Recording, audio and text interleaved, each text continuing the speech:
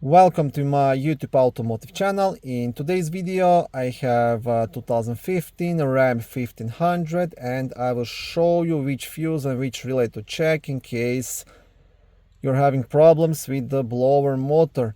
This video will apply to Rams 1500 made from 2013 all the way up to 2018. Also, if this video was helpful, please consider supporting the channel by liking the videos, subscribing to the channel, or becoming a channel member. Okay, now the symptoms of a blower motor not working. What will happen? There will be no air coming from the vents in the cabin, right? So no matter which speed you select, the air will not come out and nothing will happen. If your fans work only on a specific speed setting, then most likely you're having problems with the blower motor resistor. But if there is no air coming out at all, then you have problems with the blower motor fuse, relay, or the blower motor itself failed. But the first thing to do is check the fuse and the relay.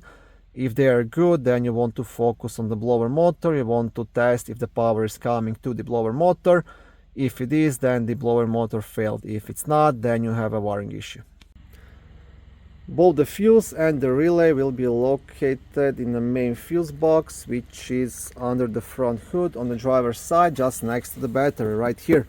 Now to remove this cover, you have two black tabs. One here, one here. You want to press them and lift up. Once you've lifted the cover, on the back side of the cover you have a small fuse diagram, and this yellow piece, this is the fuse puller you can use to remove and check the fuses.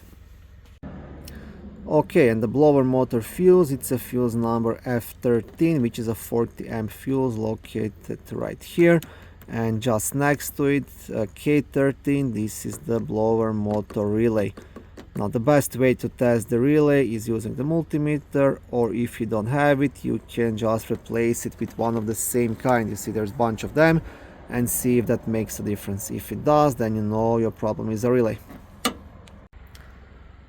Thank you for watching this video. I hope it was helpful and educational. If it was, please like it and consider subscribing to my YouTube automotive channel. On my channel there is lots of how-to videos, do-it-yourself videos, car reviews, product reviews, and other similar automotive topics.